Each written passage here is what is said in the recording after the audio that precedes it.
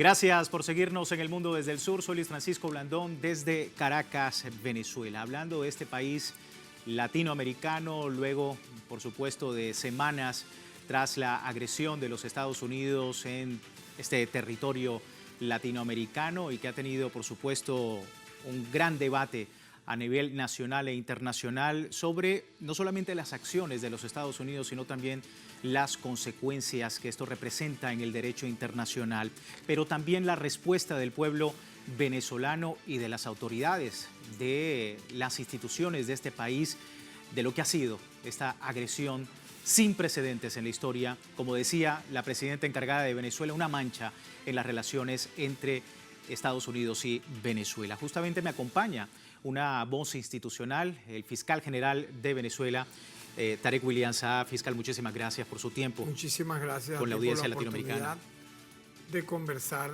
ante una audiencia que espera siempre oír otras voces y no siempre, valga la redundancia, dejarse llevar por las plataformas digitales, particularmente de las transnacionales de noticias. Sí, seguramente eso más adelante lo abordamos, fiscal, si nos da el tiempo. Empezar con esto, fiscal, ¿cómo describe usted? Sabemos que han pasado semanas, pero lo sucedido el pasado 3 de enero todavía tiene mucho debate en Venezuela a partir del derecho internacional, pero ¿cómo está el Estado venezolano actuando en consecuencia? Bueno, mira, en primer lugar, lo que hay que destacar es la firmeza, la dignidad absoluta de nuestro pueblo, de la Fuerza Armada Nacional Bolivariana, de las instituciones del Estado, del movimiento popular, de los movimientos sociales y obviamente de la presidenta encargada, la doctora Delcy Rodríguez, de liderar, dirigir en función de lo que ha ocurrido, un hecho, yo lo calificaba, que no solo atentó de manera directa contra el derecho internacional, sino que lo dejó literalmente en la práctica como letra muerta, luego de haber visto la secuencia de lo que ocurrió a partir del año 2023 en Gaza ante los ojos cómplices de las grandes potencias de la tierra. No hicieron absolutamente nada para evitar una matanza y una limpieza étnica que pudo fácilmente haber matado y desaparecido entre bebés, mujeres embarazadas, niños recién nacidos, niñas, sobre todo mujeres, también mujeres, niños y niñas, para buscar la procreación en ese lugar hermoso, bíblico, profético de Palestina como es Gaza. ¿Qué hizo el mundo frente a ello? ¿Qué hizo el derecho internacional? ¿Qué hicieron los organismos vinculantes a derechos humanos o al propio Consejo de Seguridad de las Naciones Unidas para evitar eso? Y eso fue una denuncia permanente del presidente Nicolás Maduro. Si hubo un jefe de Estado que se plantó ante el planeta Tierra para denunciar este hecho, fue el presidente Nicolás Maduro en los términos que todo el mundo puede saber. Claro. El sionismo internacional tiene las manos metidas sin lugar a dudas en el secuestro del ciudadano presidente de la República, Nicolás Maduro, y de su esposa Cilia Flores, primera dama. Y obviamente, cuando yo te digo que una agonía es una metáfora. Yo he dicho que de facto, si nos vamos a los hechos, el derecho internacional ha muerto. Te coloco el parangón de Gaza, Palestina, con Venezuela. ¿Por qué? Bueno, porque tú pudieras tener, claro que sí, un catálogo de instrumentos vinculantes al derecho internacional. Obviamente que sí.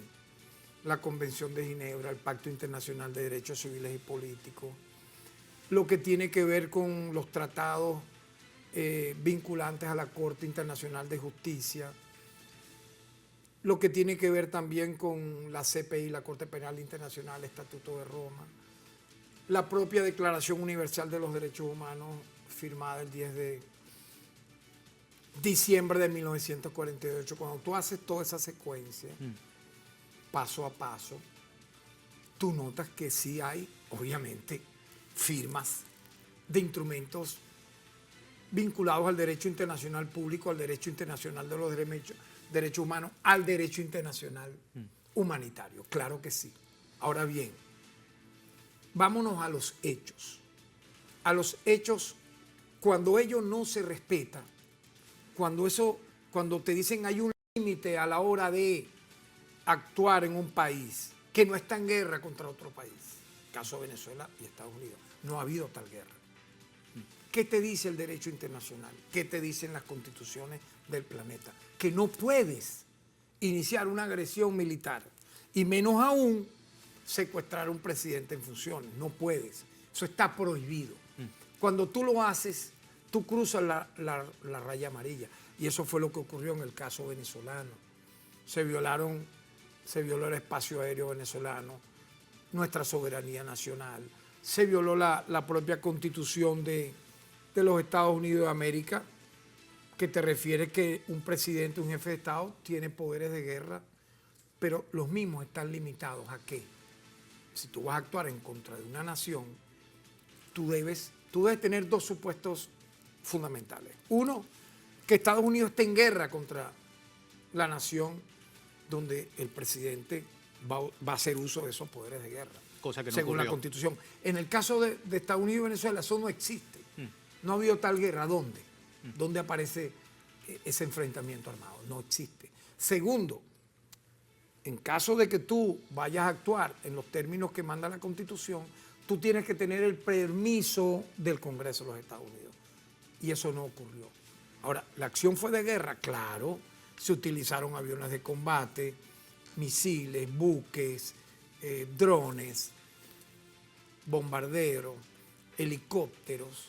Se calcula de 100 a 120 personas asesinadas entre civiles y militares. Y obviamente culminó toda esa matanza, esa masacre, violando el derecho internacional. Según los Estados Unidos, los actos de guerra, para que tengas una idea, están limitados y tú no puedes utilizarlos porque te vulneran los principios fundamentales, que son todo esto que te he mencionado, se vulneró. Si te dicen que está prohibido el uso de la fuerza, no se abstuvo Estados Unidos de hacer uso de su fuerza. Si hay una igualdad soberana de los estados, aquí no respetó Estados Unidos que Venezuela es un país soberano y todos son iguales, sean potencias o no, ante el derecho internacional. Se vulneró. Y un detalle interesante, la situación pacífica para dirimir las controversias, el diálogo.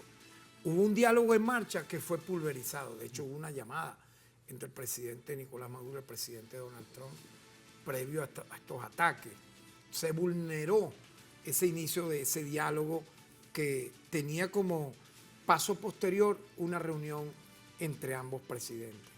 Ahora, si tú me dices, porque cuando yo digo que esto ha ocurrido de facto por la vía de los hechos, el bombardeo, el tiroteo, la muerte, el derecho internacional, es porque te estoy señalando dónde quedó la Carta de Naciones Unidas. Hay un artículo, el artículo 2, numeral 4 de la Carta de Naciones Unidas, que prohíbe la amenaza o el uso de la fuerza contra la integridad territorial de una nación. Lo prohíbe expresamente. ¿Dónde quedó eso?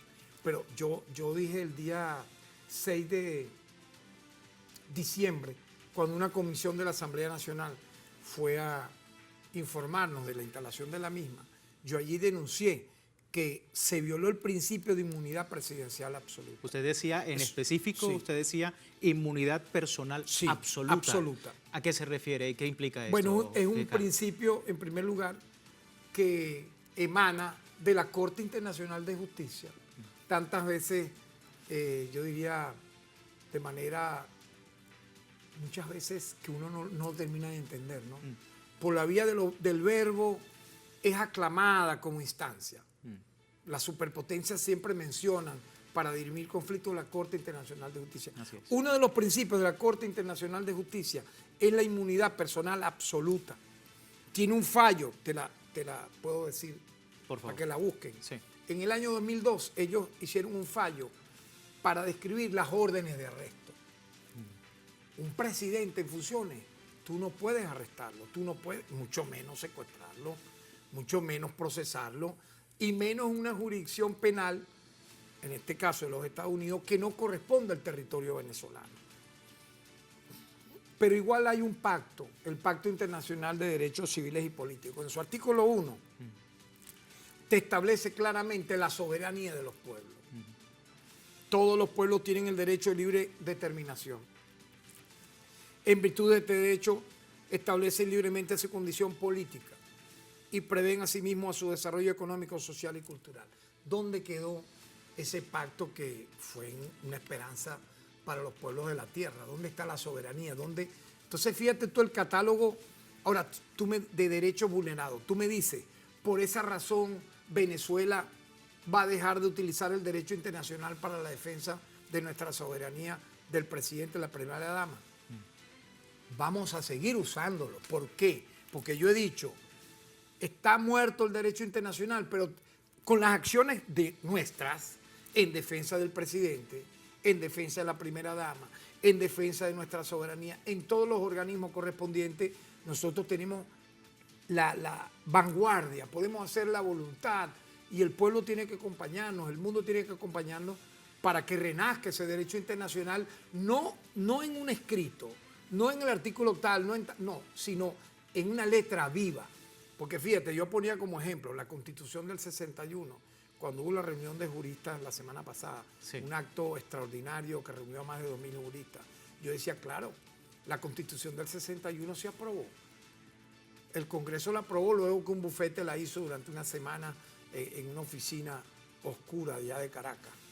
Pero el mismo día que se aprobó esa Constitución, Rómulo Betancourt suspendió todas las garantías y comenzó el disparo en primero y averigüen después. ¿En qué se convirtió la Constitución del 61? En letra muerta durante más de 4 décadas. Ahora bien, vino el proceso constituyente, nació la Constitución del 99. Por eso yo te digo que tenemos que hacer que todo esto que yo te menciono se convierta en letra viva. ¿Para qué? Para la defensa de la majestad presidencial, de un jefe de Estado. Porque, ¿qué he dicho yo? A partir de aquí, cualquier jefe de Estado del mundo entero, de Italia, de España, de Alemania, de Japón, de cualquier país del Medio Oriente o de América Latina, puede pasarle lo mismo, alegando cualquier, yo diría, mentira, cualquier coartada como la que usó Estados Unidos. Por ejemplo, el tema del cartel de los soles. Ve que ya no menciona más el cartel de los soles. El Departamento de Justicia dijo que ese cartel de los soles no existe. Yo he ido más allá.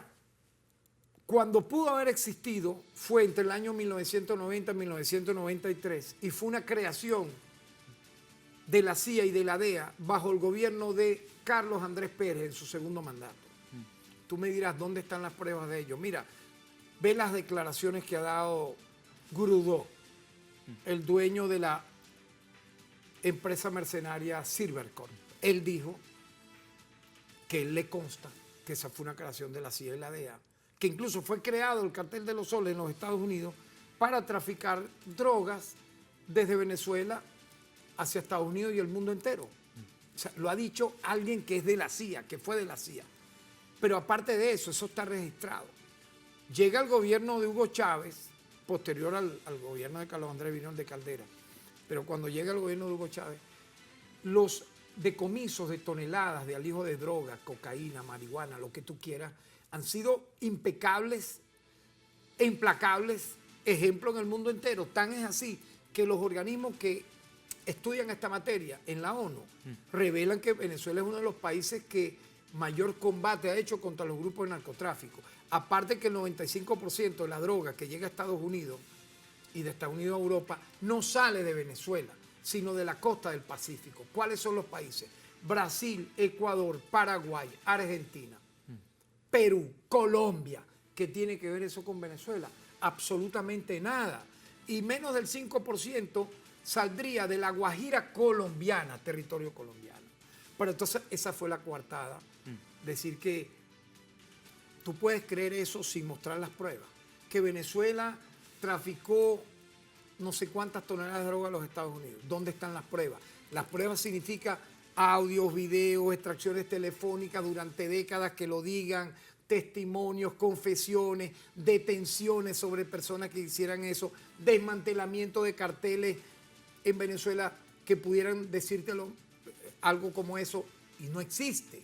Al no existir, ¿qué es? Una coartada, una operación de falsa bandera para justificar esto último que ha ocurrido, que en verdad no tiene precedentes en la historia de la humanidad. Esto no se parece ni a lo que pasó en Irak, ni en Libia, ni en Panamá. Yo diría que es una mezcla de los tres escenarios. Una mezcla de los tres escenarios. Irak y Libia por el tema de apoderarse del petróleo. El uso de la fuerza.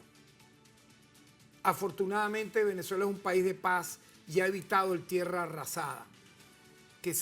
Tal vez eso era lo que quería el enemigo imperial y la extrema derecha, que se generase una quemazón del país completo, de todas sus infraestructuras, violencia. Más bien el pueblo ha tenido la dignidad, la serenidad, el estoicismo de mantenerse de pie y no llegar a esos niveles que permitió a los Estados Unidos no solo la ocupación militar. Fíjate que hasta ahorita hay tropas saliendo de Irak, hasta ahorita. Correcto. Después del 1991 fue primera fase de la invasión de Estados Unidos de Irak. La segunda fue en el 2003, que fue la peor, en tanto generó todo lo que ya sabemos. Sí. Mira cuánto tiempo ha pasado. 35 años posteriormente a ello. Es que están saliendo supuestamente las últimas tropas estadounidenses de Irak. En Libia ocurrió lo mismo. En Panamá utilizaron el bombardeo, mataron a 2000 y tantas personas y se llevaron secuestrado a alguien que no era presidente en funciones, no había sido electo, en este caso Noriega, que hasta hacía un tiempo era un agente de la CIA vinculado a los Estados Unidos. Pero entonces en el caso venezolano es como todo junto a la vez. Si te pones a mirar con ojos reales y la evaluación de esto, ¿qué genera? Bueno, si ha sido un acto sin precedentes como ofensa al mundo, al derecho internacional, a la paz y a la democracia, ¿qué le toca al planeta?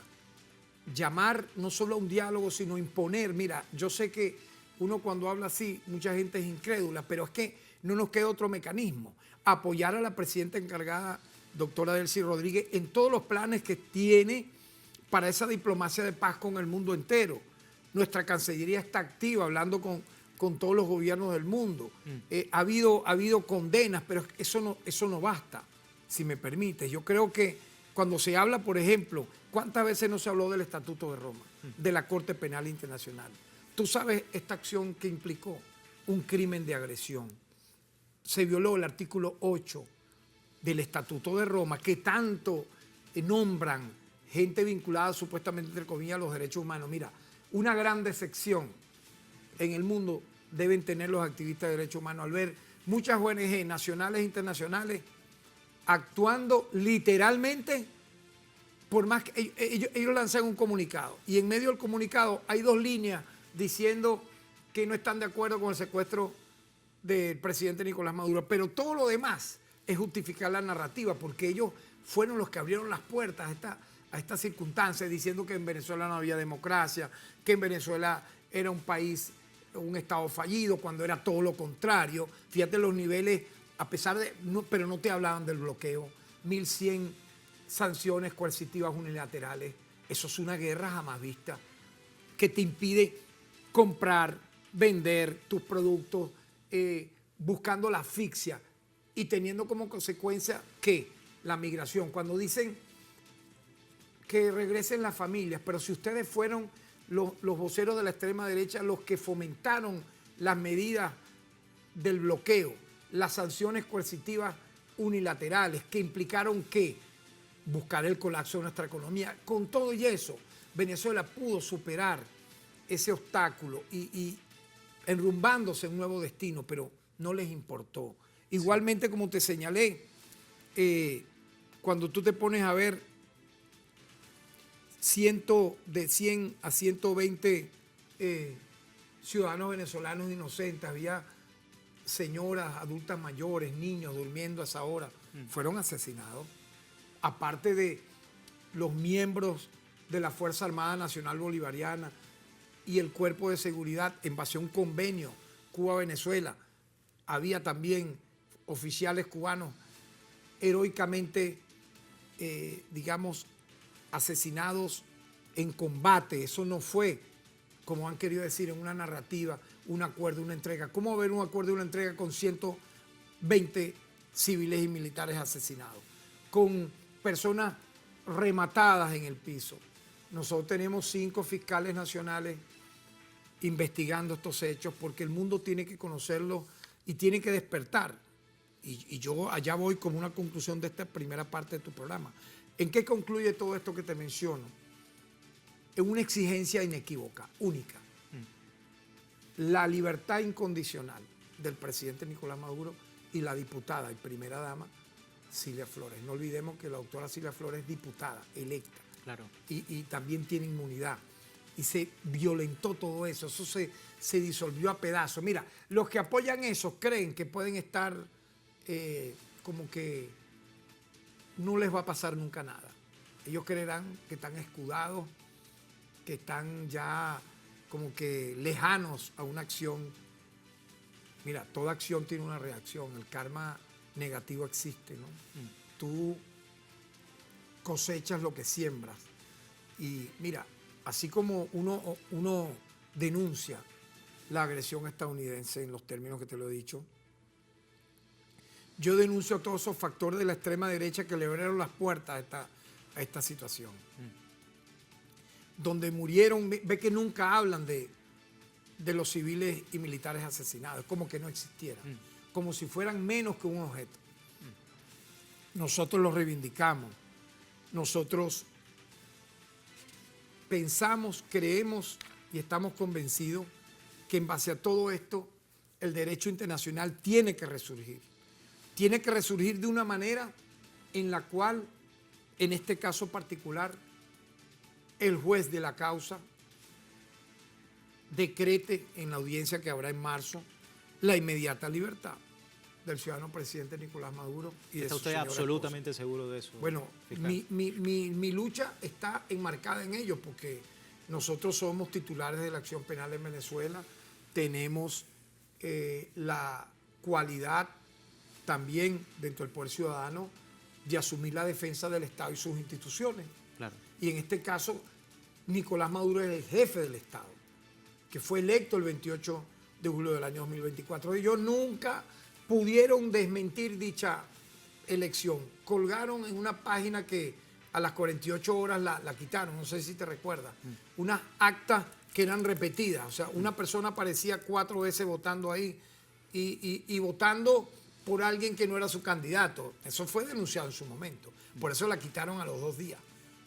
¿Cómo es posible eso? Ellos pudieron haber entregado al CNE las presuntas actas reales. No entregaron nada, porque no tenían nada. Pero esa fue la excusa para comenzar toda esta narrativa a partir de julio del año 2024 y culminar con esta acción que ha colocado al mundo a la intemperie, ¿no? Por eso yo creo que tenemos que alzar nuestra voz. El mundo en Estados Unidos, hay gente que está en contra de todo esto que ocurrió. Fíjate, el Congreso de Estados Unidos está totalmente dividido. Los mismos republicanos se han manifestado en contra de ellos, los demócratas, porque entonces estamos retrocediendo ¿a dónde? ¿A dónde? O sea, si mañana cualquier país que tenga una riqueza, entonces un imperio hegemón dice, quiero apoderarme del petróleo, del coltán, del litio que tiene ese país, de las, como llaman ellos, tierras raras. Ahora el punto de focal está en Groenlandia, pero veamos por qué. Groenlandia, para lo que es la guerra de las cañoneras, no la diplomacia de la cañonera, la guerra de las cañoneras, lo que es la multipolaridad enfocada en varias secuencias y lugares de guerra, escenarios de guerra. Groenlandia es un punto clave para atacar a la Unión Soviética, a la Rusia, a la Federación Rusa, por los que no lo sabían. Entonces, olvídate que nada más es que no, que ¿cómo es eso? Bueno, ponte que tenga oro, que tenga minerales, eso es de Groenlandia. Entonces no te vas a apoderar de eso para dominar ¿qué? Territorialmente ese lugar y entonces atacar a China, atacar a Rusia. Entonces, ¿el mundo va a terminar a dónde? O sea, las voces ganadas al pacifismo, la juventud mundial tiene que alzarse, porque es muy, yo diría, infame, ¿no? Que para excusarse en una acción como esta hayan dicho tantas mentiras. Ve que el Tren de Aragua fue, oigan bien esto, requete desmantelado en Venezuela por las autoridades judiciales con el Ministerio Público como líder de la acción penal. Más de 100 detenidos, hermano. El lugar donde ellos tenían su guarida fue desmantelado. Órdenes de aprehensión. Ah, no, pero entonces dicen que el Tren de Aragua son millones. Óyeme, millones. ¿Cómo que millones? Eso es algo increíble. Incluso una ofensa para aquellos que creyeron en el sueño americano. No, vamos a ir a trabajar en Estados Unidos. Y mira cómo los califican. Entonces, es algo, aparte que increíblemente falso, que tenemos cómo desmentirlo. Si usted recibe como juez unas actas que digan todas estas falsedades, la defensa alega lo contrario, tiene que rápidamente, sin ningún lugar a duda, proceder a la libertad inmediata del señor presidente y la doctora. Eso es lo que efectivamente esperan desde Venezuela y varios lugares del mundo luego de esta agresión y este secuestro a la pareja presidencial. A la vuelta, señor fiscal, vamos a estar hablando pues también de esa retórica a través de los medios de comunicación y las redes sociales en medio de este nuevo escenario, en esta nueva etapa, no solamente para el gobierno de Venezuela, sino también para la revolución bolivariana. Vamos a una breve pausa. Ya regresamos con esta entrevista especial al fiscal general de Venezuela, Tarek William Saab. Ya venimos.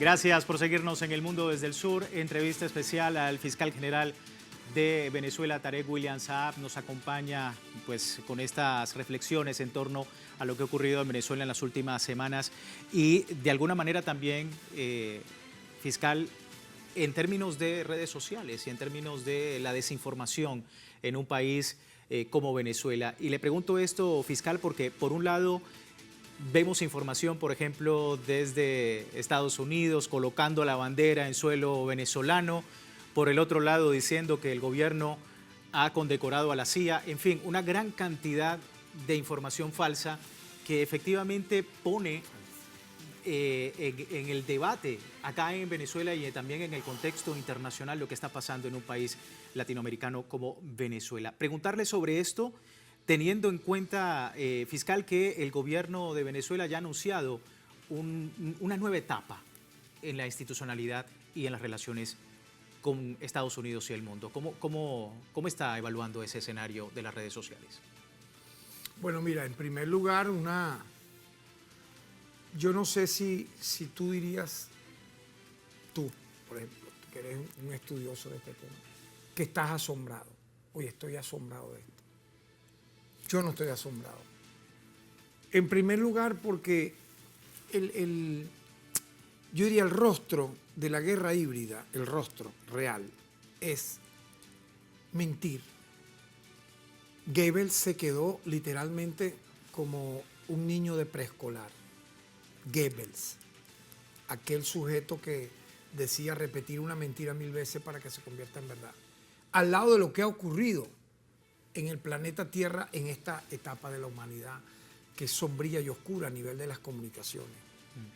Puesto que una fase de las más implacables, de las peores, yo diría de las más sucias, de la guerra híbrida, es la guerra cognitiva. No olvides nunca, yo eso siempre lo he venido denunciando desde hace 20 años. Cuando se hablaba de una guerra de cuarta generación, yo recuerdo en varios escritos, discursos, yo decía lo letal de la guerra híbrida, en tanto la guerra híbrida te subsume en sí misma todas las guerras. Una guerra armada convencional, una guerra no convencional. El lawfare, volvemos a la palabra guerra, una guerra judicial, utilizándose las instituciones del Estado para ello, lo que intentó el enemigo en el año 2017, cuando las llamadas guarimbas, embriones de guerra civil, aprovechándose de una sentencia que dictó el TCJ, que inmediatamente fueron rectificadas, contigo inmediatamente, a las horas, se subsanó. La exfiscal general de la época, traidora y cobarde, prófuga de la justicia, buscada por varios países, agarró y dijo, utilizando ese hecho, que se había hecho un golpe de Estado, que no sé qué más, para dar ¿qué? El play, la luz verde, a lo que significó esa guerra civil, ese embrión de guerra civil. ¿Por qué? Oye, mira, hubo casi 150 muertos, hubo 2.000 heridos en la Defensoría del Pueblo, yo era defensor del pueblo en la época. Hicimos un informe impecable de lo que significó ese momento, con las propuestas, con las denuncias respectivas. El 50% de las personas allí asesinadas eran policías y oficiales de la Fuerza Armada. La mayoría vinculada a la FAM de la Guardia Nacional. Los otros civiles inocentes que fueron tiroteados y quemados, ¿por quién? La gran mayoría de los civiles que fueron asesinados. Por encapuchados drogados, a los cuales se le dio $5, oye bien, $10, una nucita, hay imágenes donde se vio eso, una Nutella, para que dispararan, para que quemaran. Quemaron instituciones del Estado, quemaron vivo a Orlando Figuera. ¿O es que el mundo olvidó eso? En medio de ello se intentó el lawfare, la guerra, el golpe de Estado judicial, con la luz verde que le dieron a los violentos para decir que era el Estado. Eran los violentos, eran los grupos fascinerosos los que hicieron todo esto, en su gran mayoría. Hubo una inacción del Ministerio Público, no actuó para que siguiera ello. Eso duró 4 meses. Muertos, heridos. Y entonces la fiscal general de la época, buscando a través del TCJ, del Poder Ciudadano, abrirle un juicio, un antejuicio de mérito a los magistrados, para volar el TCJ, y como la Asamblea Nacional estaba en manos de la oposición de extrema derecha, a partir de ahí lanzar el lawfare. Eso se intentó en Venezuela. Se intentó en Venezuela el golpe de Estado dentro de la guerra híbrida, claro, 2 veces. El 11 de abril del año 2002, del cual fui víctima de ese golpe de Estado. Corrí mejor suerte que las decenas de ciudadanos y ciudadanas inocentes que fueron tiroteadas por francotiradores centroamericanos colocados en el Hotel Edeón y el Hotel Ausonia.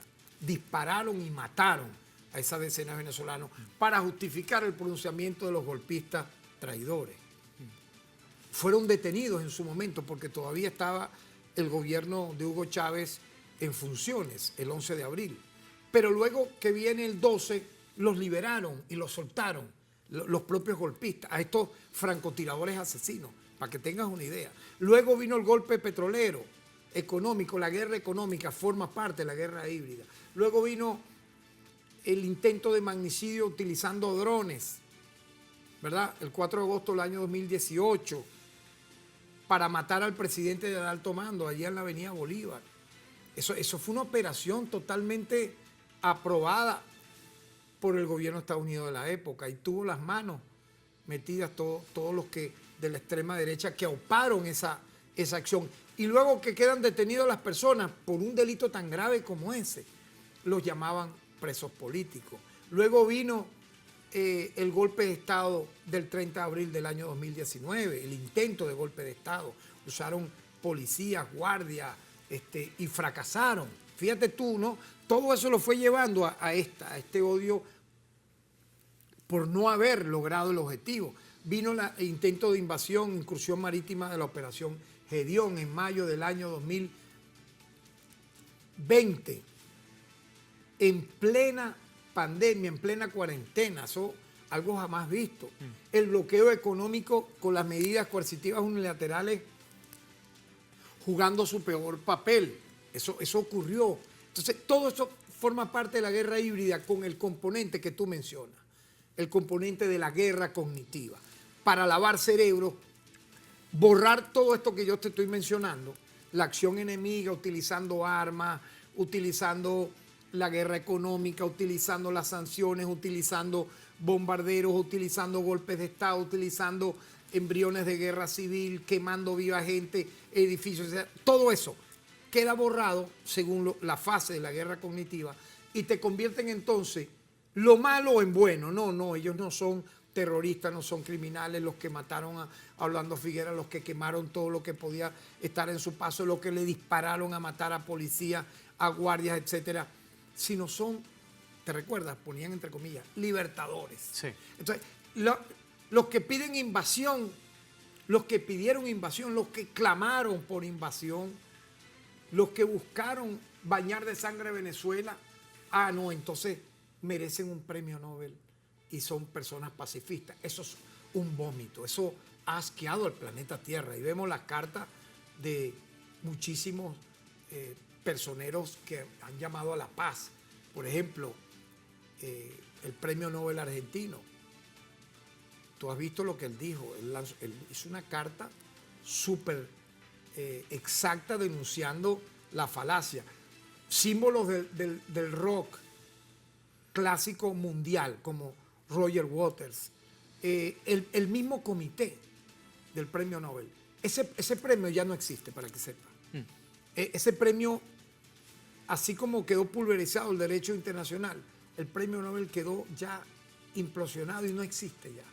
El que lo reciba, el que se postule a ese premio, oye, ya es como un indiciado de algo malo, porque se supone que el premio Nobel es para quien busca la paz, para quien no favorece acciones violentas, para quien no llama a invasión, para quien no pide sanciones económicas que ocasionan muertos, heridos y migrantes a otros países. Entonces, obviamente, tenemos que utilizar medios de comunicación alternativos, medios como Telesur, todo lo que esté a nuestro alcance para decir las verdades que estamos diciendo, para que la gente tome conciencia, para que, fíjate tú, hablan de que supuestamente los migrantes son los que iban a Estados Unidos por el sueño americano y ahora es un deporte matar migrantes. O estadounidenses de origen que luchan a favor de los inmigrantes, darle 4 tiros, una ejecución extrajudicial y no hay culpables, no hay responsables. ¿Dónde están ahí los derechos humanos? Entonces, fíjate, yo he visto ONG venezolanas de verdad que dan vergüenza. Conviértanse ya en partido de la extrema derecha. Los comunicados que hacen son para lanzarlos al río Guaire. ¿Sabes por qué? Porque justifican toda la narrativa de lo que ocurrió. Sí. Diciendo esas mentiras a las cuales tú haces referencia. Que en Venezuela no había democracia, que esto era un Estado fallido, una dictadura, esto, para acá, para allá, cuando sabemos todo esto que te he narrado. Y lo que ha ocurrido, lo que yo he denunciado aquí ahorita, ¿qué es? Estos 25, 26 años de defendernos, de atacarnos, de esa guerra híbrida que ha utilizado todos los mecanismos mundiales. Dígame los presidentes que han actuado fomentando todo esto, llamando, no, Venezuela no hay democracia, es una dictadura, que no sé qué. Ellos son responsables, son autores intelectuales de todo esto. ¿Por qué? Porque le colocaron alfombra roja a la invasión, a la ocupación, que tuvo el espacio aéreo, al asesinato serial. Entonces, obviamente que las verdades hay que decirlas. El propio Departamento de Justicia dice que el cartel de los soles no existe, como no existe el tren de Aragua.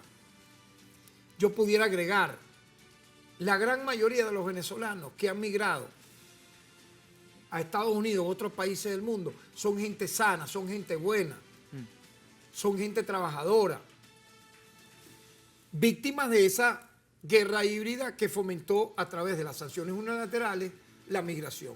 Es como que yo dijera que todos los colombianos que han venido a Venezuela durante los años 70 hasta ahorita son delincuentes. Claro que no, independientemente que un colombiano haya cometido algún delito, o un centroamericano, o un peruano, o alguien del Medio Oriente, o un asiático, o un europeo, sea portugués, español, italiano, árabe, chino, japonés, cualquiera de las nacionalidades que te estoy mencionando. Si cometió un delito se procesa, pero tú no puedes a partir de ahí, no, todos los migrantes que han venido a Venezuela son delincuentes, porque haya un grupo microminoritario que cometa un delito. Eso es lo que han buscado, satanizar, y ahí está parte de la guerra sucia, la guerra híbrida, la guerra cognitiva contra el migrante venezolano, y eso es mentira. Eso es mentira porque está comprobado. Dime tú, los grandes asesinos, los grandes portadores de carteles, de acciones brutalmente criminales en Estados Unidos. Mira, el 0,000001 y más allá por ciento podrán ser de nacionalidad venezolana. Ahora tú me dices, no, porque en un X lugar, en un suburbio, un venezolano cometió un delito, pero por Dios, un país de millones, de decenas de millones de habitantes, que un connacional comete un delito hace que tú tirotees a la nacionalidad venezolana como tal. No estoy de acuerdo, no es verdad, y tenemos que salir en defensa, obviamente, de lo que es nuestras verdades ante el mundo. Usted hablaba, fiscal, de la paz y mencionaba todo este tema también porque también se tergiversa a través de redes sociales todo lo que ha sido las excarcelaciones, que ha sido un paso, la voluntad del Estado venezolano por la paz del país. Su lectura.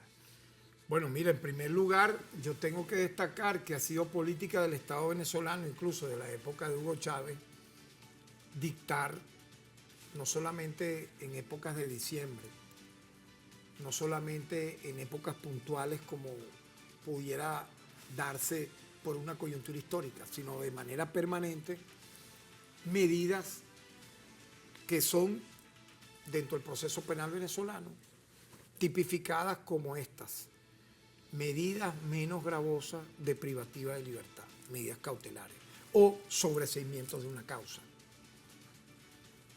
Y eso ha sido constante. Si tú me dices, posterior al 28 de julio, para hablar de un momento crítico, del 28 de julio de 2024 hasta el 31 de diciembre del año 2025, estando en funciones el presidente de la República, Nicolás Maduro Moro, se dictaron, yo calculo, más de 2.000 revisiones de medidas. Oye bien la cifra, más de 2.000 revisiones de medidas, que tocaba hacer por cualquiera de las razones que establece la ley venezolana, la Constitución. Estas personas fueron sujetos a las mismas. Pero voy más allá. Estando la doctora Delcy Rodríguez como presidenta encargada de la República Bolivariana de Venezuela, ella, asumiendo el ejercicio pleno de sus funciones, también lo ha realizado de manera consecutiva a partir del 3 de enero. Ha sido una política de la doctora Delcy Rodríguez como presidenta encargada, como defensora de los derechos humanos. Porque yo quisiera darte una anécdota, si me permite. En el año 92 aproximadamente, yo era ya un activista de derechos humanos vinculado a la Comisión Justicia y Paz de Petare, del padre Matías Camuña, era un abogado en ejercicio que participaba en la defensa del presidente, del luego presidente comandante Hugo Chávez, de comandantes guerrilleros como Douglas Bravo, Francisco Prado Arazarte, etc. Y esta anécdota es interesante porque la doctora Delcy Rodríguez, en ese momento, muy joven, jovencísima, era la abogada consultora jurídica de la Comisión de Derechos Humanos del Congreso, que lideraba Enrique Ochoa Antichi. Entonces, ella culmina su labor allí, fue a estudiar al exterior y ella me entregó, vamos a decirlo así, el cargo. O sea, yo la relevé, digamos. Yo asumí esa consultoría jurídica de esa Comisión de Derechos Humanos. Desde aquella época, la doctora Delcy Rodríguez y mi persona hemos tenido esa empatía en la defensa, en la lucha por los derechos humanos. En el caso de ella, imagínate, y de Jorge, un padre, el maestro Jorge Rodríguez, brutalmente asesinado de manera selectiva, producto de torturas que duraron días.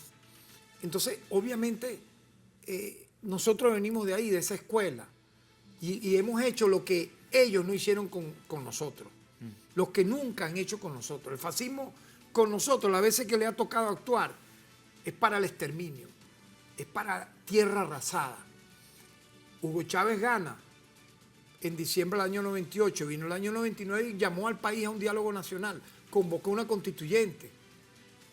Vinieron elecciones, una tras otra, y fíjate cómo le pagó esa extrema derecha, con un golpe de Estado el 11 de abril, con un intento de magnicidio. ¿Te das cuenta? Entonces, nosotros somos diferentes, pero el pueblo tiene que entender, el pueblo tiene... No, mira, el pueblo no le ha hecho caso a esa extrema derecha. Ellos pensaban que con el secuestro del ciudadano presidente Nicolás Maduro y la doctora Silvia Flores, primera dama, aquí iba a haber una especie de Caracazo. 1 millón de personas en las calles manifestando alegría, júbilo nacional. No ocurrió porque este pueblo no es así. Terminen de entenderlo. Este pueblo no tiene en su sangre el fascismo, el nazismo, el neonazismo, el sionismo como doctrina. Todo lo contrario, tiene el bolivarianismo, tiene el humanismo. Se ha educado en otros valores. Es más, la gente cuando viene para acá, tú que hablabas de la guerra cognitiva, yo estoy de acuerdo contigo, el daño que ha causado. Porque hay mucha gente que termina creyendo en esos fake news que son cada uno peor que el otro. Nuestra labor no es solo defendernos, sino pasar a la ofensiva con la verdad, diciendo nuestras verdades ante el mundo sin ningún miedo. Y por ello estamos hoy acá. No lograron eso que querían, ellos querían eso. ¿Dónde está ese 1 millón de personas que supuestamente iban a celebrar el secuestro del ciudadano presidente Nicolás Maduro y de su esposa Silvia Flores? Falso, todo lo contrario. Lo que hubo fueron horas de dolor, de tristeza, de melancolía. Estamos convirtiendo esa melancolía, ese dolor, ¿en qué?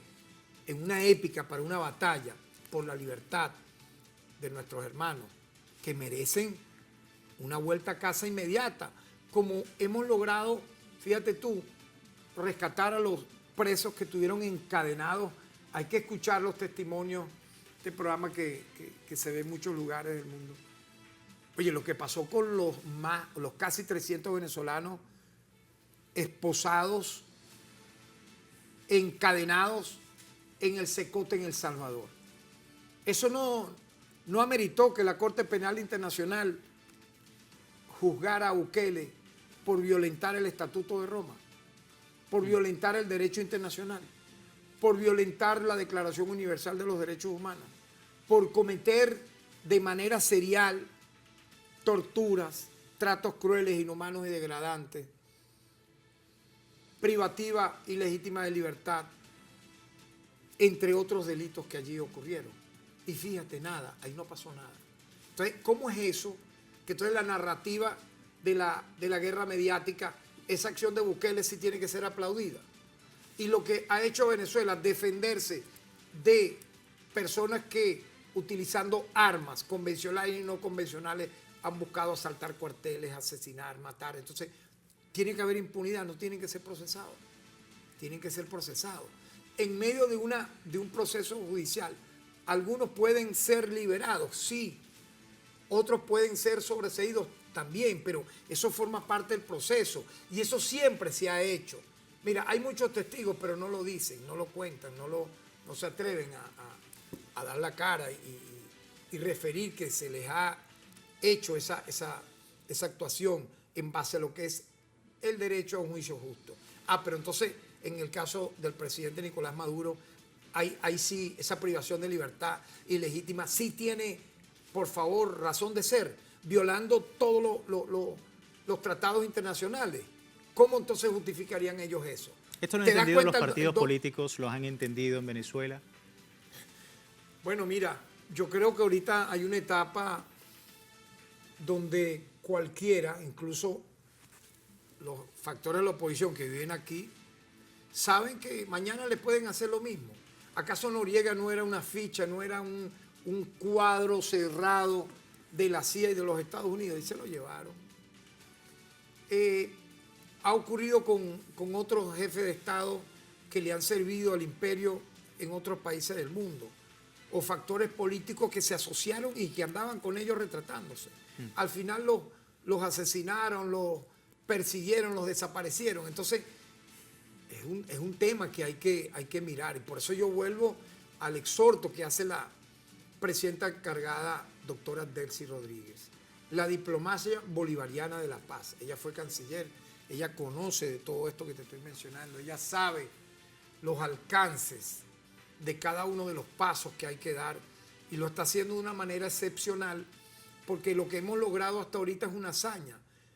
Luego de que ocurrió esto, se suponía lo que pudieran a ellos haber soñado o querido, la extrema derecha que tanto le dio a que ocurriera algo así. Millones de venezolanos en las calles, protestando, celebrando, llamando a tierra arrasada. Se impuso la gobernabilidad, se impuso el principio de cooperación entre poderes públicos. Nosotros estuvimos con la ciudadana presidenta encargada, doctora Delcy Rodríguez, el mismo día, el 3 de enero. Yo di unas palabras a nuestro pueblo dándole fuerza a las 7 de la mañana del 3 de enero. Ese día yo duré casi 2 días sin dormir, recuerdo. Y una de las acciones que hicimos junto con la presidenta encargada fue asistir al Consejo de Seguridad y Defensa de la Nación en horas del mediodía de ese 3 de enero. Luego se dio la juramentación y la instalación de la Asamblea Nacional. Posteriormente, la juramentación de la presidenta encargada, doctora Delcy Rodríguez. Luego, la comunicación a todos los poderes públicos de la instalación de la Asamblea. Todo eso en secuencia. Tú me preguntarás, ¿pero qué día? 3 de enero, 4 de enero, 5 de enero, 6 de enero. ¿Y ahorita estamos a qué día? ¿Qué 20, día estamos? 20 de enero. Del día lunes. Y fíjate, pues estamos en vivo. Todo esto ha ocurrido de manera, yo diría, indetenible, demostrándole al mundo que quienes tenemos la cualidad real, la mente lúcida, la potestad, el equilibrio para gobernar, son las fuerzas que estamos hoy, como se ve, como autoridades civiles, militares, Unión, policiales, institucionales. la unión policial, militar, popular, como Yo le siempre se agregaría menciona. militar e institucional. Institucional. Sí, a una mano, a 5 dedos, pues, funcionando de manera cohesionada, y el mundo tiene que reaccionar. Mira, primero dejar de mirar y de consumir ese vómito cloacal que emana de una gran mayoría de redes sociales hechas exclusivamente para esto, para la guerra cognitiva. Eso es lo primero. Buscar las fuentes reales. Salir a la calle y mirar lo que está ocurriendo. Y obviamente defendernos. Nos estamos defendiendo ante los organismos internacionales, acompañando al presidente en el proceso totalmente al margen de la ley. Te digo por qué. Porque es que Estados Unidos no es territorialmente la jurisdicción penal para procesar a un jefe de Estado venezolano, a un líder político venezolano, etcétera. No lo es. Así de simple. Ya por allí todo es ilegal. Es un juicio írrito, que por ser írrito, de una sola vez tiene que ser declarado improcedente y dictaminando la libertad absoluta e incondicional del ciudadano presidente de la República y la primera dama y diputada Cilia Flores. Seguimos muy de cerca ese escenario fiscal, sin duda, con mucha atención de lo que ocurre en los Estados Unidos y, bueno, la defensa de la soberanía en un país como Venezuela. Muchísimas gracias por su tiempo con nosotros, fiscal. Muchas gracias a ti por la oportunidad. Igualmente, así nosotros finalizamos esta entrevista especial al fiscal general de Venezuela, Tarek William Saab. Siga con nuestra programación.